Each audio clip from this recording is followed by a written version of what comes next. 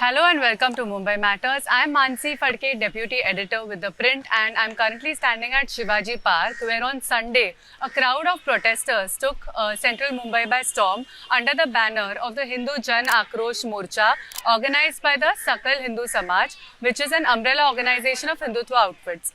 They were protesting against love jihad and demanding anti-conversion laws.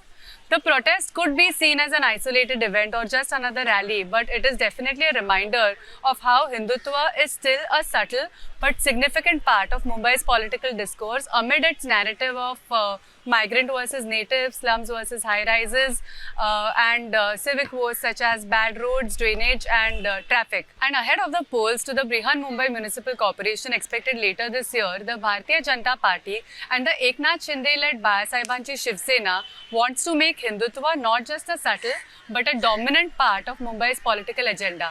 And that is what we talk about in this episode of Mumbai Matters. Leaders and workers of Hindutva outfits such as the Rashtriya Swayamsevak Sangh, Bajrang Dal and the Vishwa Hindu Parishad marched in this rally. Moreover, MLAs and senior functionaries of the BJP and the Eknath Shinde-led Bayasahebanchi Shiv Sena, especially those from Mumbai, also participated in large numbers. Now, the Sakal Hindu Samaj has had more than 30 rallies across Maharashtra over the past few months, but the one in Mumbai especially made a splash, not just because of its size or because of the involvement of senior politicians from both the ruling parties, but also because of its route and its timing. It came in the run-up of civic polls which are expected later this year, and the route, it started from Shivaji Park, from where the Thackeray Shiv Sena first rode. It was first born here and ended at Kamgar Maidan in Parel, going through the entire route which has been the Thackeray family stronghold for decades in Mumbai.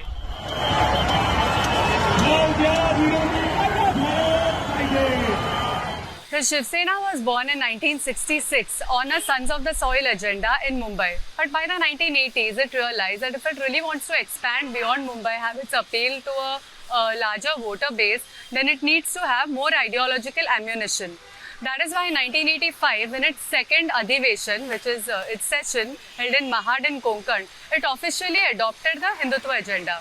While the idea was to expand beyond Mumbai, it piloted its agenda for the first time in Mumbai in the Vilepale bypolls held in 1987, which the Shiv Sena's Ramesh Prabhu won based on fiery speeches on the Hindutva theme.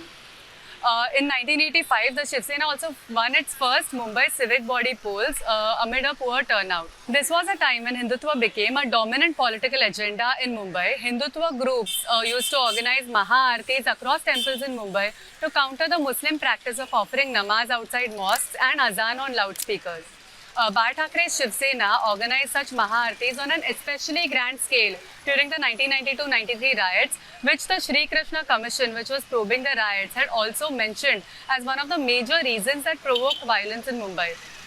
The Hindu-Muslim sentiment especially flared up in Mumbai after the 1992-93 riots following the demolition of the Babri Masjid and the 1993 serial blasts. This is in this backdrop, the Shiv Sena and BJP formed their first government in Maharashtra in 1995 and also came to power in the Mumbai civic body in 1997, but that can also be attributed to a really lackluster performance by the Congress. In the decade that followed, Hindutva ceased to be as stark an agenda in Mumbai's politics as it was in the 1990s. The Shiv Sena and BJP continued to win in the civic elections with the Shiv Sena in the lead, but the votes that the Shiv Sena got were Marathi votes first and Hindu votes later. Largely, issues such as slums and hawkers started dominating the discourse around Mumbai elections, with both the ruling parties pointing to Congress, blaming Congress for their proliferation. This was also the time when Uddhav Thackeray slowly started gaining prominence within the Shiv Sena and gradually took over the reins from his father, Bal Thackeray. The 2017 BMC elections, which was the last BMC election, which the Shiv Sena and BJP contested as rivals, were also not dominated by the agenda of whose Hindutva is greater. Instead, they were fought on allegations and counter-allegations of corruption by the Shiv Sena and BJP against each other. The 2017 Mumbai civic polls was also the first time that the Shiv Sena got its first Muslim corporators elected, and one of them was from the Muslim-dominated area of Behrampada, which Bar Thackeray had vilified a number of times in several of his speeches and editorials in the party's mouthpiece, Samna. This was also the time when Shiv Sena's Uddhav Thackeray's loyalists, Uddhav Thackeray's Shiv Senics, started emphasizing how the party is not really against Muslims, but it is against those Muslims who are anti-India. After the 2017 elections, though, Uddhav Thackeray still tried to subtly bring Shiv Sena's Hindutva of 1980s and 1990s back into the focus.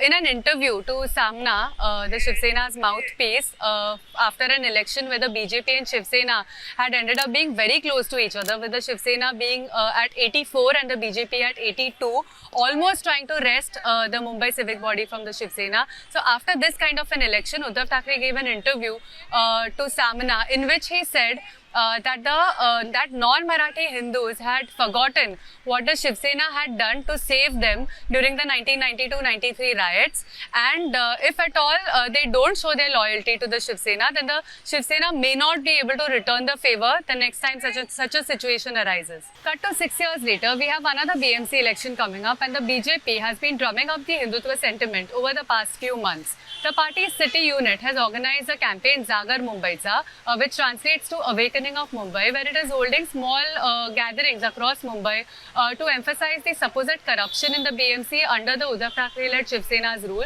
The BMC is currently under an administrator since March last year, when the term of the general body expired. In these Jagar Mumbaicha events, the BJP is also stressing on the alleged politics of appeasement by the Uddhav Thackeray-led Shiv Sena. Now, issues such as the murder of Shraddha Walkar allegedly by her Muslim boyfriend are being highlighted by the BJP to target the Uddhav Thackeray-led Shiv Sena and its silence over it. The BJP and Eknath Shinde-led Balasahebanchi Shiv Sena throughout last year celebrated all of major Hindu festivals in Mumbai on a grand scale, such as Ganesh Chaturthi, Dahi Handi or Navratri, and also targeted the Uddhav Thackeray-led Mahavikas Aghadi government, the former Uddhav Thackeray-led Mahavikas Aghadi government, for clamping down on Hindu festivals, though the restrictions at the time were due to the COVID-19 pandemic. In Sunday's Jan Akrosh Morcha as well, leaders from the BJP and the Eknath Shinde-led Balasahebanchi Shiv Sena targeted the Shiv Sena Uddhav Balasaheb Thackeray faction for not participating in the protest, saying that the party has gone soft on Hindutva.